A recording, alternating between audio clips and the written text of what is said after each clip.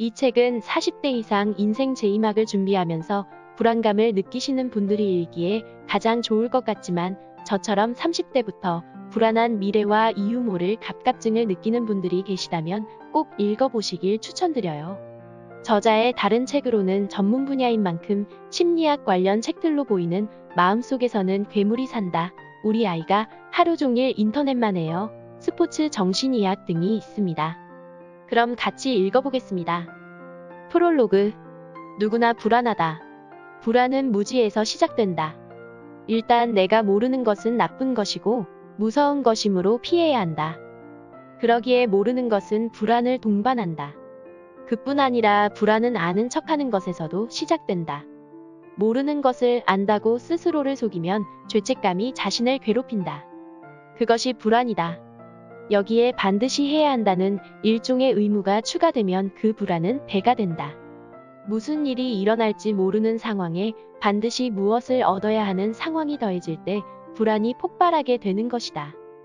우리나라는 전통적으로 불안 수준이 높은 편이지만 특히 코로나19 환자 발생 이후 5월 말부터 불안을 호소하며 병원을 찾는 사람이 급격히 늘었다. 이제는 불안장애가 비단 몇몇 유명인만의 문제가 아니라는 말이다. 급변하는 현실이 우리를 더 불안하게 한다. 과거에는 인간의 평균 수명을 60세로 보고 그에 맞추어 삶의 다양한 측면을 기술해왔다. 우리 삶을 대부분 10년 주기로 나누어 각 발달 시기의 성공 혹은 완성을 그 다음 인생의 시기로 넘어가는 발판으로 본 것이다. 하지만 지금은 아니다. 기대 수명은 100세로 늘어났고 세상은 10년은커녕 1, 2년 사이에도 급격히 변한다. 그런데 인류는 100세 시대에 생물학적 수명 연장을 위한 생명과학 기술 발전에만 매진했을 뿐 인간 심리 발달의 지속적인 달성 목표와 성취감은 등한시해왔다. 흔히 인생을 야구에 비유한다. 우리 인생도 144경기를 치르는 페넌트 레이스와 같지 않을까? 누구나 이름 있는 학교를 졸업해서 남부럽지 않은 직장에 들어가고 능력 있는 사람과 결혼해서 자식 농사를 잘 짓고 안정된 노후를 맞이하길 꿈꾼다. 이 인생의 페넌트 레이스에서 승자는 소수일 뿐이고 대부분은 필연적으로 패배를 경험할 수밖에 없다. 그러므로 인생 절반의 성공을 위해서는 실패한 경기를 어떻게 받아들이고 다음 2, 3경기를 이기기 위해 어떤 작전을 세우는가가 중요하다. 매 순간 빠르게 흘러가는 레이스 속에서 성공과 실패는 그 정의조차 불분명하다. 그렇기 때문에 더욱더 실패나 약점을 현실적으로 분석하고 받아들여야 한다. 그것은 결국 모호한 미래에 대한 기준이 되고 그 기준은 다시 마주할 인생의 모호함을 딛고 일어설 발판이 될 것이기 때문이다. 불안의 씨앗은 내 마음 안에 있다. 내가 느끼는 불안을 적절히 다스릴 수 있다면 사실 불안이라는 감정 자체는 문제가 되지 않는다. 불안감에서 비롯한 높은 자각이 긍정적인 자세나 유연한 사고와 조화를 이룰 수 있으면 오히려 당면한 문제를 극복하고 한 걸음 더 성장하는 데 도움이 되기도 한다. 하지만 안타깝게도 불안을 다스리기란 쉽지 않다. 인간의 두뇌는 이성보다는 본능을 따르기 때문이다. 불안한 감정은 즉각적으로 공포와 관련된 두뇌 부위인 편도체를 자극한다. 여기에 불확실성에 대한 부정적인 상상이 보태지면 급기야 최악의 상황을 마치 현실처럼 인식하게 하는 괴물로 돌변한다. 호흡곤란과 떨림, 가슴 답답함, 두통, 어지러움 등을 동반하는 공황장애가 바로 그것이다. 저 역시 미래에 대한 새로운 불안감을 갖게 되던 차에 집어든 이 책에서 이토록 위로받을 줄은 몰랐습니다. 그리고 절대 마음의 병을 쉽게 나약하다는 표현을 써서 평가절하해서는 안 된다는 것도 깨달았습니다. 그럼 계속해서 읽어보실까요? 불안이 자신의 통제선 밖을 넘어섰을 때의 급박감과 공포는 겪어보지 않은 사람은 모른다. 명절 연휴 때 고속버스 안에서 갑자기 아랫배가 아파오기 시작하는데 버스는 움직일 기미가 없고 차 밖으로 휴게소 30km라는 표지판을 발견했을 때 심정에 10곱쯤 된다고 할까. 호흡기내과, 심장내과를 비롯해 한의원까지 전전해봐도 딱히 이상이 발견되지 않는다. 그런데도 병증은 갈수록 심해지니 결국 마지막으로 정신과를 찾게 된다. 만성적인 불안에 시달리는 이유. 공황장애 증상은 흔히 비행기, 사람 많은 출퇴근 시간에 전철 운전 도중에 터널 안이나 영화관 등 행동이 제한되는 공간에서 나타난다. 폐쇄된 공간에서 내 의사대로 움직일 수도 없고 신체적 이상을 해결할 방법도 없다는 생각이 스스로를 점점 목죄면서 발생하는 것이다. 이런 생각을 하는 사람들에게 나는 이렇게 말해준다. 실제로 그런 증상이 찾아올 것 같은 생각이 들 때 어떻게 행동할지 상상해보거나 직접 실행에 옮겨보세요. 많은 사람들이 다른 이가 나를 이상하게 여길 것이라 여겨 이도저도 못한 채 억지로 참는다. 그러다 급기야 불안이 펑하고 터져 공황장애 증상을 경험한다. 답답하고 힘들면 일어나 나간다는 이 단순한 행동을 실행에 옮기지 못해 결국 만성적인 불안에 시달리게 되는 것이다. 불안은 참는다고 사라지지 않는다. 비행 공포와 공황장애가 있는 야구단 코치와 전지훈련을 떠난 적이 있다. 여기는 내가 있던 곳에서 한참 떨어진 하늘 위다. 내가 발작이라도 일으키면 아무도 나를 도울 수 없다. 그러니까 나는 여기서 절대로 위험해지면 안 된다. 그런데 갑자기 호흡이 안 되면 어떡하지? 갑작스럽게 심장이 빨리 뛰면? 숨이라도 멈추면? 그는 상상할 수 있는 최악의 상황에 자신을 몰아넣고 불안감을 증폭시키려 했다. 비행기가 별탈 없이 도착지에 착륙했을 때 나는 큰 문제 없이 비행을 끝낸 그에게 이렇게 말해주었다. 앞으로 비행기를 탈 때 지금처럼 또 불안한 마음이 커질 것 같으면 참지 말고 승무원을 부르세요. 내가 가슴이 답답한데 비행기 안에 응급키트가 있는지 또 나를 도와줄 사람이 있는지 물어보세요. 머릿속의 불안이 실제가 아니라는 것을 확인하기만 해도 훨씬 편해질 겁니다. 빈말이 아니라 실제로 비행기 안에는 응급 환자를 위한 키트가 구비되어 있고 위급한 환자를 도울 수 있는 사람이 반드시 있다. 의료 처치를 해줄 수 있는 전문가가 동승하고 있다는 얘기다. 문제는 내가 느끼는 불안이 실제와 다르다는 것을 확인하려 하지 않고 마음 안에 꽁꽁 숨기고 참으려고만 할 때 발생한다. 코치가 경험했듯 실제로 꺼내놓고 보면 별것 아니고 충분히 해결할 수 있는 일을 마음속에 가두고 숨긴 채 불안을 키우기 때문에 문제가 되는 것이다. 정신의학에서는 내가 지금 무엇을 두려워하는지 나를 무섭게 하는 대상이 현실에서는 어떤 모습인지를 정확히 아는 것을 병식이라고 한다. 이 병식을 갖게 해주는 것이 정신상담치료의 절반이라고 해도 과언이 아니다. 다시 말해 나를 불안에 떨게 하는 무서운 것이 실제로 나를 얼마나 위협하며 위해를 가할 수 있는지 알아보는 것이 불안을 없애는 첫걸음이라 할 수 있다. 무엇보다 중요한 것은 내가 느끼는 불안을 마치 심약한 개인의 병처럼 취급해 자책하거나 부정하지 않는 것이다. 바로 이 부분이 제가 가장 위로받은 부분인데요. 불안을 마치 심약한 개인의 병처럼 취급하고 부정해서는 안 된다는 이야기는 저 역시 그동안 다른 사람들의 아픔을 너무 가볍게 여긴 것은 아닌가 반성의 시간도 갖도록 해주었습니다. 복잡하게 뒤엉킨 상황 구분이 우선. 스트레스에도 좋은 것과 나쁜 것이 있다고 합니다. 좋은 스트레스는 불안을 감소시킨다. 좋은 스트레스를 받으면 정신적으로나 육체적으로 부담이 되고 힘들어도 불안이 점점 감소한다. 내가 상황을 조절할 수 있다는 자신감이 있으면 불안은 줄어든다. 지금 복합적인 문제로 스트레스를 받고 있다면 내가 해결할 수 있는 문제와 해결할 수 없는 문제로 분류하는 작업부터 시작해보자. 이때 사람은 스트레스를 받는 상황에는 생각의 폭이 좁아진다고 합니다. 그래서 저자는 생각을 단순화시켜 정리가 되도록 메모를 해보라고 추천하죠. 지금 상황에서 문제가 무엇인지 메모를 통해 단순화시키면 해법은 의외로 쉽게 물 위로 떠오른다는 것입니다. 계속 무언가에 스트레스를 받고 있는데 해결이 안 되고 힘들다면 그것은 내가 스트레스를 객관적으로 평가하지 않고 숨기고 있다는 증거다. 내 상황과 스트레스를 글로 쓰는 것은 지금 내가 느끼는 불안과 스트레스를 가장 객관적으로 평가하는 방법이 될 것이다. 통제하고 있지 못하는 것 찾기. 공황장애나 불안장애의 가장 흔한 인지행동기법의 하나는 자기가 마음먹은 대로 움직일 수 있는 근육인 수의근 조작기법을 통해 당신이 지금 당신의 몸을 조절할 수 있다는 것을 계속 깨닫게 해주는 것이다. 공황장애 환자는 자신이 숨을 쉬고 있는데 숨을 못 쉰다고 지각한다. 자신이 살아있음에도 곧 죽는다고 생각한다. 간단히 수익은 조작 기법을 통해 당신이 오른팔에 힘을 주었으니까 오른팔이 올라가고 왼다리를 들었으니 왼다리가 올라간다는 사실을 느끼게 해주면 된다. 그런 다음 당신은 숨을 쉬고 있으니까 현재 호흡이 가능하고 죽지 않는다고 말해준다. 진료 시간에 나는 그 병은 절대로 죽는 병이 아니에요. 죽어도 안 죽어요. 라고 이야기한다.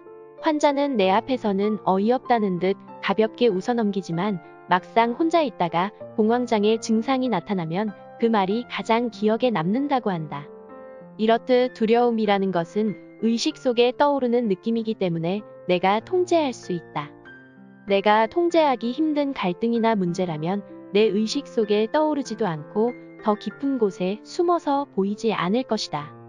따라서 마음속 두려움을 찾으려면 내가 지금 여기서 고민하는 문제들 가운데 당장 통제하지 못하는 것을 찾아봐야 한다. 이렇게 하는 것만으로도 내 인생의 주인으로서 주권을 회복했다는 생각에 불안이 줄어든다. 여러분도 사이다, 팩폭이라는 말을 많이 들어보셨을 텐데요. 어이없는 행동을 하는 사람들에게 시원하게 복수를 하거나 직설적으로 사실을 알려주는 것을 일컫는 표현입니다. 팩트폭력을 당한 피해자의 입장에서 저자는 이렇게 얘기합니다. 팩트폭력의 두 얼굴.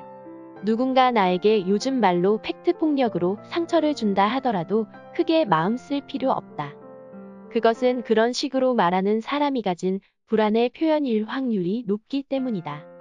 흔히 불안은 사실을 숨기거나 찾지 않으며 모르는 척하는 행동으로 표현된다. 거꾸로 자신이 믿는 바가 절대적 사실이라고 주장하며 남에게 강제로 주입시키려 하는 것 역시 결국은 불안의 표현이다. 팩트 자체가 위협이 될 때, 아이러니하게도 인간에게 팩트는 그 자체만으로도 충분히 폭력이다. 말하자면 사실을 인간의 눈앞에 들이밀어 무의식이 그것을 직면해야 하는 상황만으로도 당사자에게는 위해가 될 수 있다는 것이다. 사람들은 무의식 깊은 곳에서는 사건의 진실을 알고 있으면서도 모르는 척하거나 잘못 알고 있는 척하는 경우가 많다. 자신이 무능하다는 것을 알고 있으면서도 다른 사람이 아무 이유 없이 나를 음해한다고 생각하는 것이 좋은 예가 될 것이다. 한 인간이 진실이라고 믿는 도덕성은 불완전할 수 있고 이를 잣대로 타인을 평가하는 것도 절대적일 수 없다. 마찬가지로 팩트폭력 역시 무조건 진실일 수 없음을 잊지 말아야 한다. 우리가 타인에게 실망하는 진짜 이유. 자녀에게 실망했다며 진료실을 찾는 부모들에게 나는 아이들과 하숙집 계약을 맺게 한다. 오늘부터 아이는 외국에서 한국에 유학 온 학생이고 부모는 그 아이에게 방과 식사, 하숙집 교약을 제공하는 하숙집 주인이다. 아이가 아침에 밥을 먹으려면 하숙집 식사 시간에 맞춰 일어나고 준비를 해야 밥을 먹을 수 있다. 하숙집은 전기를 아끼기 위해 밤 12시 이후에는 불을 끈다. 중간에 무엇을 하든 자유지만 규칙을 어기면 하숙집에서 나가야 한다. 하숙집 계약을 맺으면 신기하게도 부모와 아이의 관계가 많이 좋아진다. 부모 입장에서는 내 자식이라는 집착이 줄어들고 자녀 입장에서는 간섭을 안 당하니 둘 사이의 감정 싸움이 일단 드물어지는 것이다. 몇 주 뒤에 진료실에서 다시 상담을 해보면 확실히 부모와 자녀가 다투는 일이 줄었다고 말한다. 갈등이 줄어들면 부모와 자녀 사이에 깊었던 감정의 골이 메워지고 서로를 긍정적인 눈으로 바라보게 되는 계기가 마련될 수 있다. 실수를 해도 다시 시작할 수 있다는 자신감이 중요하다. 실수를 두려워하지 않는다는 것은 나는 절대 실수하지 않는다는 자만심을 말하는 것이 아니다. 실수를 해도 원래의 나로 살 수 있고 처음 계획한 그대로 다시 시작할 수 있거나 융통성 있게 방향을 바꿀 수 있다는 자신에 대한 믿음을 지니는 것이다. 니체는 말했다.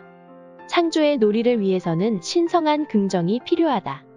정신은 자기 자신의 의지를 요구하며 세계를 상실한 자는 자신의 세계를 되찾는다. 즉 실수를 하지 않으려고 주변의 눈치를 보기보다는 실수를 해도 자기 자신을 믿으면 새로운 성공의 창조물을 얻을 수 있다는 말이다. 지금의 실수와 실패 때문에 너무 자책하지 말자. 다음 플레이에 집중할 시간이다. 내가 짊어진 무게의 실체부터 알기. 주어진 자리에 무게가 버거울 때가 있는가? 생각해보자. 뜨거운 모래바람이 몰아치는 사막에서 자신의 낙타가 쓰러져 죽어버릴 정도로 무거운 짐을 싣는 바보 같은 주인은 없다. 사막을 잘하는 주인은 낙타가 뜨거운 사막을 횡단할 수 있을 정도의 짐만 싣는다. 다시 말해 우리는 감당할 수 있는 무게만큼만 짊어질 수 있다. 그것을 짊어지고 그저 사막을 걸어가는 것이다. 기회를 부여받은 우리는 어쩌면 사막을 횡단하는 낙타가 되어야 한다. 낙타처럼 흔들리지 않고 뜨거운 사막을 걸어 나가려면 어떻게 해야 할까? 내게 주어진 짐의 실체를 알아야 한다. 그 짐이 과연 내가 감내해야 할 만큼 가치가 있는 것인지 확신이 있어야 한다. 내 짐이 무엇인지 확실히 아는 정직한 마음과 그 짐을 견뎌보려는 뚝심이 나를 변화시키는 시작점이 될 수 있다.